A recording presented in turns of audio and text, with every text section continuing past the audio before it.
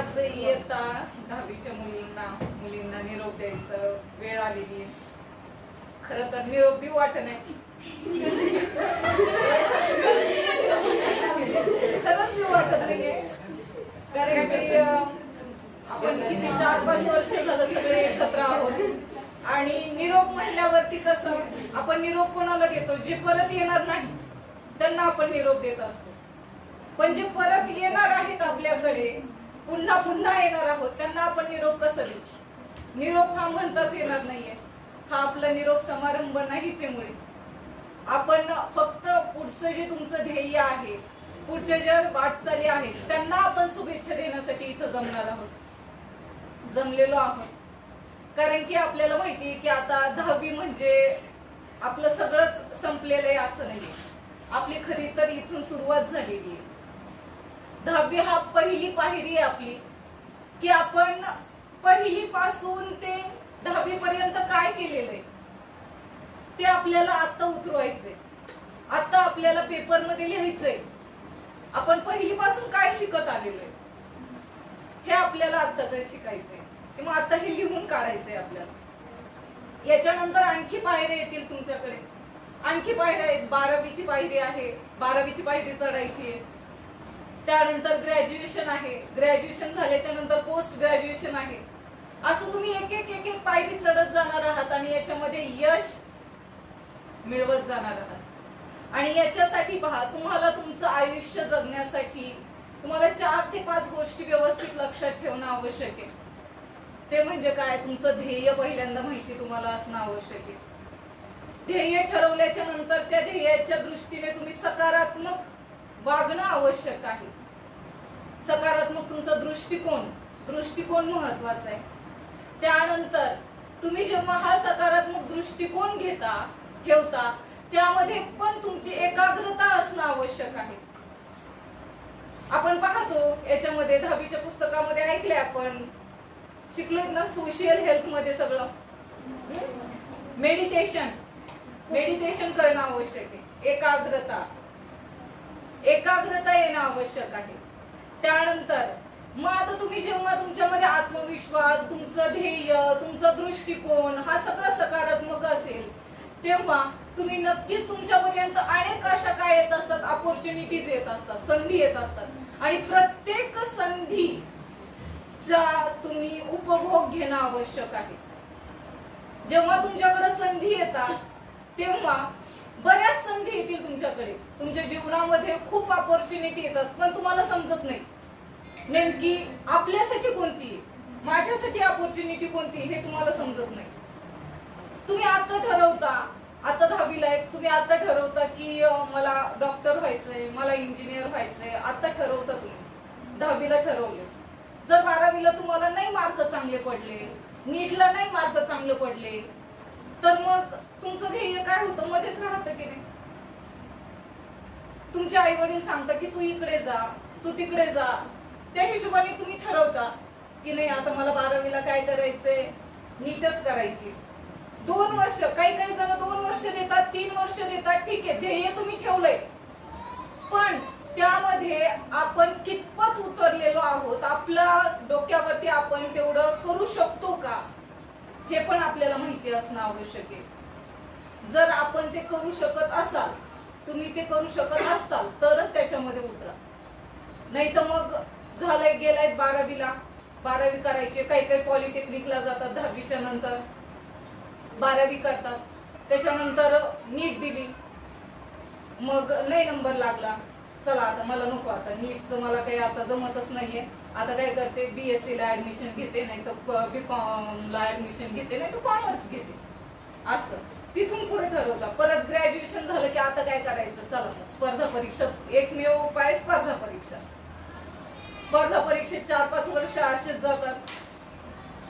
जे मन लावून अभ्यास करतं त्याला मिळतं, नोकरी भेटते, ते परीक्षेमध्ये पासही होतात. पण तुम्हाला जेव्हा तुम्ही एखादं ध्येय ठरवत असतात तेव्हा त्या दृष्टीने तुमचा दृष्टिकोन पण असला पाहिजे, सकारात्मक दृष्टिकोन असला पाहिजे. असं असतं पहा, आता तुम्ही 12वी झाली, 10वी झाली, किंवा आता 10वीला तुमचं टार्गेट की मला काय करायचे 98% पाडायचे, मला 100% तर पडलेच पाहिजे या विषयामध्ये, किंवा हा सगळ्या विषयामध्ये मला 96-97च्या पुढेच पाहिजे. आता तुम्ही ठरवलंय की नाही करायचंच, मला हे पाडायचंच आहे. पण जर नाहीच पडले तर मग काय करणार? काहीच नाही. म्हणजे पहा, हे जे आपलं आयुष्य आहे हे क्रिकेट सारखे, क्रिकेट खेळतात मुलं तर खेळतात, पण त्याचं नेमकं काय महत्व हे नाही, ते माहितच नाही त्यांना. क्रिकेट म्हणजे काय, नुसतं खेळायचं, 6 मारायचा, 4 मारायचा, आउट व्हायचं बाहेर. पण पहा, आपलं जे आयुष्य आहे हे क्रिकेट सारखे. पण क्रिकेटमध्ये काय असतं, पाठीमागे एखादा बॉल पकडणारा कोण असतो? कीपर. हा, साईडला फिल्डर्स असतात, बॉल टाकायला असतो, बॉलर असतो, आणि बॅटिंग करायला आपण असतो. पण आपल्या आयुष्यामध्ये बाकीचे कोणीच नसतात, फिल्डर नाहीये, कीपर नाहीये, फक्त बॉल टाकणार आहे आणि बॅट मारणार आहे, म्हणजे बॅट आपण मारणार. मग काय, बॉलिंग करणं म्हणजे काय की तुमच्याकडे संधी येत आहे. आता पहिली संधी आली 10वीची. 10वीला काय तुम्ही काय ठरवलं की मला 100 मार्क पाडायचे, आउट ऑफ पाडायचे, 96 पाडायचे. मग बॉल येतोय, संधी येते तुमच्याकडे, तुम्हाला काय करायचंय आता 6 मारायचंय, म्हणजे तुम्हाला 95% पाडायचे. बॉल तुम्ही बॅट मारायला गेलात, चुकला, नेम 6 गेलाच नाही, 95 पडलेच नाही. मग तुम्ही तसंच राहणार का? तुम्ही नाराज होणार का आयुष्य लगेच संपलं का तुमचं? 10वीला मार्क कमी पडले म्हणजे तुमचं आयुष्य संपलं का? आता नाही, मला काहीच करायचं नाही, आता मी एका रूम मध्ये जाऊन बसणारे, रडत बसणारे, आता मला पुढे काहीच करायचं नाहीये, असं होतं का? तुमच्याकडे पुन्हा आहे, दुसरी ऑपॉर्च्युनिटी आहे. दुसरा बॉल कोणता येणार आहे तुमचा? 12वीचा येणार आहे. 12वीचा बॉल आल्याच्या नंतर ती संधी येणार आहे तुमच्याकडे. बरं ठीक आहे, आपल्याला 10वीला नाही पडले ना, ठीक आहे, काही हरकत नाही. माझ्याकडे आता कोणती ऑपॉर्च्युनिटी आहे, कोणती संधी येणार आहे? आता 12वीची संधी येणार आहे. मी 11वी-12वीला खूप अभ्यास करणार, मन लावून अभ्यास करणार. 10वी पर्यंत तर केलाच आहे, पण ती संधी गेली निघून. आता दुसरी कोणती येते? 12वीची येते. 12वीला खूप करणार मी. त्यावेळेला जर तुम्ही त्यावेळेला जर 6 मारला तर खूपच चांगले. मग तुम्हाला काय चांगले कॉलेज भेटणार, जे मनाला वाटेल तर त्या कॉलेजमध्ये तुम्ही शिकणार, तुमच्या मनासारखे होणार. पण ती पण संधी निघून गेली. त्यावेळेलाही आपल्याला नाही पडले मार्क, 12वीलाही तोही बॉल चुकला. मग असं तुमच्या आयुष्यामध्ये अनेक संधी येत जातात. पहिला बॉल चुकेल, दुसरा बॉल चुकेल, तिसरा बॉल चुकेल, पण एखादा असा बॉल येईल की त्यावरती तुम्ही डायरेक्ट 6 मारा. मग 6 मारल्यावरती बाकीचे जे बॉल गेलेले, चुकलेले, ते तुमच्या लक्षात राहणार आहेत का? नाही. तुम्ही फक्त कोणता बॉल लक्षात ठेवणार? ज्याच्यावरती तुम्ही 6 मारलेला आहे, ज्यामध्ये तुम्ही यश मिळवलेलं आहे, तोच तो बॉल तुमच्या लक्षात राहणार आहे.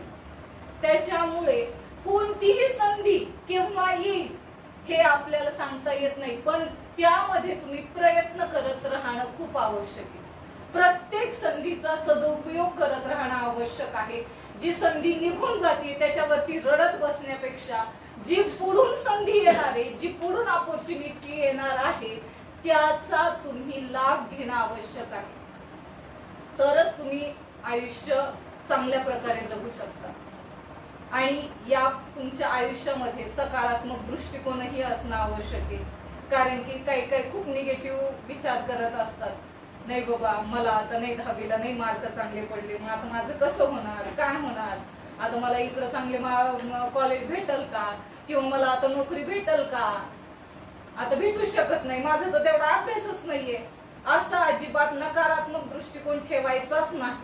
कोणताही, तुम्ही आता 12वीला असताल, तुम्ही आता 10वीला आहेत, पुढे कोणत्याही स्टेप वरती जा, कोणत्याही पायरीवरती जा, तुमच्याकडे सकारात्मक जर दृष्टिकोन असेल ना तर तुम्हाला कोणीही खाली खेचू शकत नाही, कोणीच नाही. शेजारी पाजारी म्हणतील काय 10वीला मार्क पाडले 80, त्यांना काय करायचंय? ते तुमच्या बरोबर येणार आहेत का? ते तुम्हाला मदत करणार आहेत का कोणत्या गोष्टीची? करायचंय कुणाला? तुम्हाला. आयुष्य जगायचंय कुणाला? तुम्हाला. मग बाकीचे 10 लोक काय म्हणतील त्याच्याकडे लक्ष द्यायचं नाही. आपल्याला काय करायचंय, आपलं ध्येय काय, त्या दृष्टीने वाटचाल करायची आणि त्या दृष्टीनेच प्रयत्न करायचे आणि त्याबद्दलचा आत्मविश्वास मनात आणायचा। आत्मविश्वास जर नसेल तर मग काहीच होणार नाही। त्यामुळे हे दृष्टिकोन मी जे सांगते, सकारात्मक दृष्टिकोन असेल किंवा काय असेल, एखादी संधी असेल किंवा एकाग्रता असेल एखाद्या विषयाबद्दल किंवा एखादा आपलं जे काही ध्येय आहे त्याबद्दल एकाग्र राहणं आवश्यक आहे।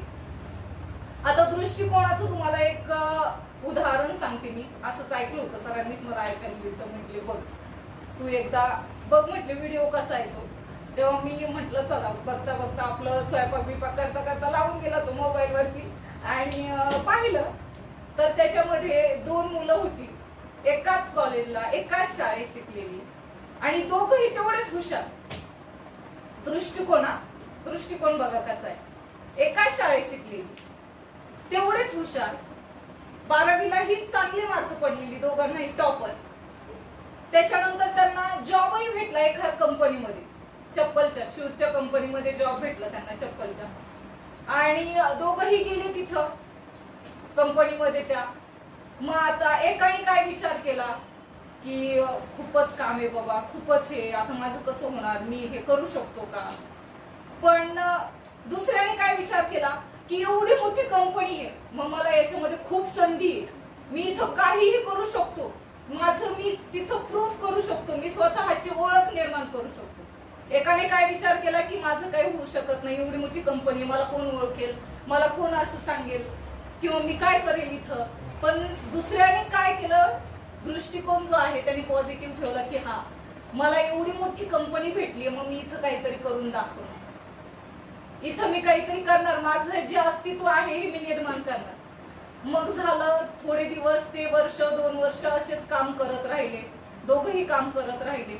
मग त्याच्यानंतर त्यांना एक अपॉर्च्युनिटी मिळाली, त्यांचा वरचा जो सिनियर आहे, साहेब आहे, तो आला आणि तो म्हटला की आफ्रिका देश आहे, तिथं दोघांना काय करायचंय, जायचंय आणि तिथलची परिस्थिती पाहायची काय नेमकी ते, की तिथं चप्पल वगैरे कोण वापरतात कोण नाही, तो रेशो सांगायचा आहे तुम्हाला दोघांनाही जाऊन।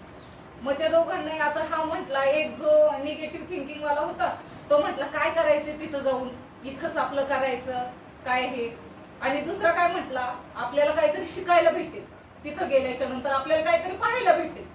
मग दोघंही गेले असं हे करून, विमानाने गेले तिकडे आफ्रिकेला। मग आता तिथं गेल्याच्या नंतर दोघांनाही सर्वे केला त्या ठिकाणी, चप्पल घालणारे असतील नाही घालणारे असतील। मग आता दोघांनी हे 8 दिवस झालं तिथं फिरत होते, सगळ्यांचं मनोगत ऐकून घेत होती। मग ते झाल्याच्या नंतर मग असंच एका दिवशी परत त्यांच्या साहेबांचा फोन आला की परिस्थिती नेमकी तिथलची काय आफ्रिकेच्या लोकांची। मग एक जो निगेटिव्ह थिंकिंग वाला होता, ज्याचा दृष्टिकोन निगेटिव्ह होता, तर तो काय म्हटला की इथं चप्पल कोणीच घालत नाहीये आणि आपण जर इथं एखादी कंपनी टाकली चप्पलची तर कोण घालणार, इथं कोणीच घालणार नाही, म्हणजे इथं काही फायदा होणार नाही आपल्याला, चप्पल हे वापरतच नाहीयेत, यांना गरजच नाहीये, हा निगेटिव्ह दृष्टिकोन वाला म्हटला। आणि दुसरा जो होता, जो पॉझिटिव्ह दृष्टिकोन होता, तो काय म्हटला सरांना, त्या साहेबांना, की इथं कोणीच चप्पल घालत नाहीये, म्हणजे आपल्याला इथं एक अपॉर्च्युनिटी आहे की आपले जे चप्पलचा जो कंपनी आहे ही इथं चांगल्या प्रकारे सेट होऊ शकते, कारण की आपण त्यांना चप्पल घालायला सांगू। मग आता तिथं जर आपण सांगितलं की तुम्ही चप्पल वापरा, असे असे त्याचे फायदे आहेत, मग तिथं जो कंपनी आहे ही खाली जाईल का वरती जाणार की नाही? मग कोण जिंकलं या ठिकाणी, निगेटिव्ह थिंकिंग वाला जिंकला का पॉझिटिव्ह थिंकिंग वाला जिंकला? पॉझिटिव्ह थिंकिंग वाला जिंकला। मग एवढं दोघंही टॉपरच होते, पण त्यांचा दृष्टिकोन कसा होता, वेगवेगळा होता। मग जो पॉझिटिव्ह थिंकिंग वाला होता त्याला त्याच्या साहेबांनी प्रमोशन दिलं, वरच्या हुद्द्यावर गेला, आणि जो निगेटिव्ह थिंकिंग वाला होता तो तिथंच राहिला, तिथंच मग रोजची कामं करत राहिला, जे होते तेच रटाळ कामं त्याचे। म्हणजे पहा, जर तुमचं दृष्टिकोन जर पॉझिटिव्ह असेल तर तुम्ही खालून वरपर्यंत कुठेही तुमचं जे ध्येय आहे तिथपर्यंत तुम्ही जाऊ शकता। त्यामुळे तुमचा दृष्टिकोनही चांगला असणं, सकारात्मक असणं आवश्यक आहे, तेव्हाच तुम्ही तुमचं ध्येय गाठू शकता। आणि तेव्हाच तुम्ही तुमच्या आयुष्यामध्ये पुढे जाऊ शकतात। आता हे मी सगळं तुम्हाला जरा मोटिवेट करण्यासाठी सांगितले। थोडस आता 10वीची परीक्षा आली आहे तुमची, 10वीच्या परीक्षेसाठी सगळ्यांना शुभेच्छा। आणि सगळ्याच माझ्याच विषयात नाही, सरांच्याही विषयामध्ये आणि ऑदर दुसऱ्या विषयांमध्ये पण चांगले मार्क्स पाडा, चांगला अभ्यास करा। सगळ्याच विषयाचा, एकाच विषयाचं सांगत नाही, कारण की आपल्याला आयुष्य जगत असताना एकच विषय पुरेसा नाहीये, फक्त सायन्स आणि मॅथ। आपण एवढ्याच गोष्टीवरती राहू शकत नाही, बाकीचे पण विषय तेवढेच महत्वाचे आहेत। त्यामुळे सगळ्या विषयांचा व्यवस्थित अभ्यास करा, पेपरमध्ये व्यवस्थित लिहा, घाई करू नका। जेवढं येतंय तेवढं अगोदर लिहा, जे येत नाही ते पुन्हा थोडीशी जागा वगैरे सोडून पुन्हा तिथं लिहा व्यवस्थित। पेपर हा अट्रॅक्टिव्ह वाटायला पाहिजे, जो चेक करतो तर त्याला तो पेपर अट्रॅक्टिव्ह वाटणं आवश्यक आहे।